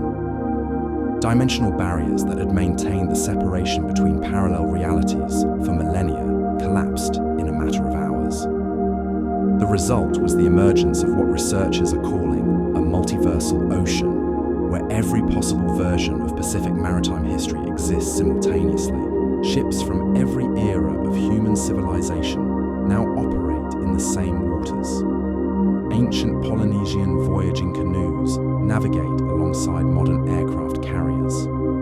Chinese treasure fleets from the 15th century share shipping lanes with container vessels from alternative versions of the 21st century. Japanese fishing boats from parallel timelines where World War II never occurred work the same waters as submarines from realities where the war lasted decades longer. The scale of the dimensional collapse makes coordination impossible using traditional maritime management systems. Vessels from different timelines operate according to different rules of physics, different navigation technologies, and different understanding of ocean geography. Some ships exist in realities where certain islands never formed. Others come from timelines where entirely different continents border the Pacific. But the most disturbing aspect of the Pacific Rim collapse isn't the maritime chaos. It's the discovery that human consciousness itself is being affected by dimensional instability. Crews working in the affected waters report experiencing memories from alternative versions of their lives. They remember different childhoods, different careers, different families, and different versions of historical events. People are becoming unstuck from their original timelines, accessing experiences and knowledge from parallel versions of themselves. A ship's captain might suddenly remember navigation techniques from a timeline where satellite technology was never developed. A marine biologist could find themselves with detailed knowledge of species that exist only in alternative evolutionary paths. The psychological effects are spreading beyond maritime workers to coastal populations throughout the Pacific Rim.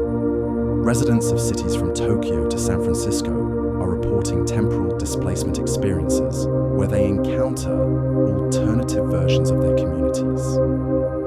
Buildings appear and disappear as different versions of urban development overlap. People meet alternative versions of their neighbors, friends, and family members who lived different lives in parallel timelines. Government response teams are struggling to maintain order in affected areas because traditional authority structures no longer function when multiple versions of the same institutions exist simultaneously.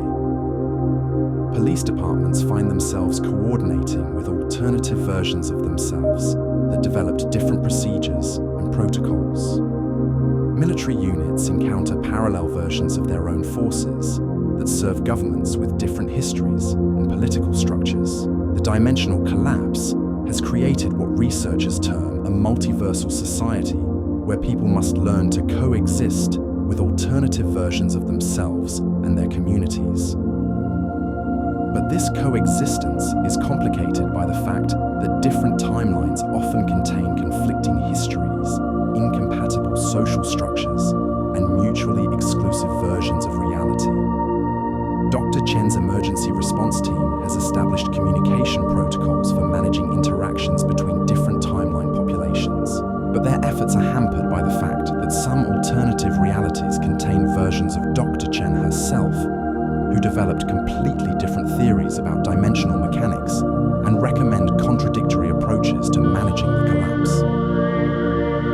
The situation is discovery that not all alternative timelines contain benevolent versions of human civilization. Some realities that are bleeding through contain versions of humanity that developed along darker paths. Militaristic societies that view the dimensional collapse as an opportunity for conquest. Technological civilizations that treat alternative timeline populations as experimental subjects. Religious movements that interpret the multiversal emergence as divine mandate for conversion or elimination of other realities. The Pacific Rim dimensional collapse event has forced world leaders to confront something that no government ever prepared for: the end of singular reality and the beginning of a multiversal existence where infinite versions of human civilization must somehow coexist in the same physical space. Emergency protocols are being developed for managing multiversal diplomacy, but these efforts are complicated by the fact that many alternative timeline governments don't recognize the authority of their parallel versions. Treaties and agreements that exist in one reality may have never been signed in others. International law becomes meaningless when multiple versions of the same nations exist simultaneously with conflicting claims to the same territories. The economic implications are equally staggering. Currency systems collapse when multiple versions of the same money exist simultaneously. Trade agreements become impossible to enforce when shipping routes connect different versions of the same ports. Property ownership becomes disputed when alternative timeline versions of the same people have different claims to the same land. But perhaps the most profound challenge is the psychological adaptation required for multiversal existence. Humans evolved in a reality where cause and effect followed predictable patterns, where personal identity remained consistent, and where shared experiences created common understanding. In a multiversal society, these fundamental assumptions no longer apply. People must learn to accept that their memories may be accurate for their original timeline, but false for the reality they currently inhabit. They must adapt to meeting alternative versions of deceased loved ones who lived different lives in parallel realities. They must navigate relationships with alternative versions of themselves who made different choices and developed different personalities. The children born since the dimensional collapse began to show remarkable adaptability to multiversal existence. They instinctively understand concepts that adults struggle to grasp. They communicate effortlessly with alternative timeline versions of their friends and family. They treat the presence of multiple realities as normal rather than disturbing. This suggests that humanity may be capable of adapting to multiversal existence, but the transition period will test every aspect of human psychology, social organization, and cultural identity. We're being forced to evolve from a species that existed in a single timeline to one that thrives across infinite parallel realities. The ocean that started this transformation continues to serve as the primary interface between different timelines. Maritime routes have become multiversal highways where ships from across history travel between alternative versions of the same destinations. Ports handle cargo from realities with completely different technological development paths. Coastal cities serve as meeting points where multiple versions of human civilization interact and exchange knowledge. But the ocean also remains dangerous in ways that traditional maritime safety protocols never anticipated. Ships can become lost between timelines, existing in dimensional spaces where they can never return to their original reality. Crews can be displaced to alternative versions of their lives where they never chose maritime careers. Entire vessels can be overwhelmed by temporal paradoxes that erase them from all possible timelines simultaneously. The deep sea convergence zones that began this transformation have become even more active since the dimensional collapse accelerated. These areas now serve as gateways between the deepest layers of the multiverse, where entities exist that understand dimensional mechanics far beyond human comprehension. Recent expeditions to these zones have established more sophisticated communication with the intelligences that originally managed the dimensional barrier system. These entities have confirmed that the collapse was always inevitable once human technology reached sufficient sophistication to interfere with deep ocean dimensional mechanics. But they've also revealed something that provides hope for humanity's multiversal future. The dimensional collapse isn't random chaos. It's a controlled process designed to gradually integrate human civilization into a larger multiversal community that spans countless realities and species. The intelligences that manage dimensional mechanics across the multiverse have been preparing for humanity's integration for millennia. The impossible discoveries we documented were part of a carefully planned introduction process designed to prepare us psychologically for multiversal existence. Every preserved ship, every temporally displaced crew, every communication from alternative timelines was a lesson in the nature of multiversal reality. The entities responsible for dimensional management were teaching us, step by step, how to understand and accept the existence of infinite parallel versions of our world. The current chaos and confusion are temporary growing pains as humanity adapts to its new multiversal existence. Within a generation, possibly sooner, humans will develop the cognitive flexibility needed to navigate multiple realities simultaneously. We'll learn to communicate with alternative versions of ourselves, to coordinate activities across parallel timelines, and to contribute to the larger multiversal community. The ocean will remain central to this process, serving as humanity's primary connection to the deeper layers of multiversal reality. Maritime exploration will take on new meaning as we develop the technology to travel intentionally between alternative timelines, rather than stumbling into them accidentally. The ships we lost to dimensional displacement weren't destroyed. They became pioneers in humanity's multiversal future, establishing the first human presence in alternative realities, and laying the groundwork for the complex multiversal society we're now becoming. But this transformation comes with responsibilities that we're only beginning to understand. As members of a multiversal community, humanity must learn to coexist peacefully with alternative versions of ourselves and with entirely different species that exist in parallel realities. The entities that originally tried to warn us about dimensional barrier damage weren't attempting to prevent human advancement. They were trying to ensure that our transition to multiversal existence happened gradually enough for us to maintain psychological stability and social cohesion. Our rapid development of deep-sea exploration technology forced them to accelerate the integration process, creating the chaotic conditions we're experiencing now. But they remain committed to helping humanity adapt to multiversal existence and eventually take our place as active participants in the management of dimensional stability across infinite realities. The future we're entering isn't the end of human civilization.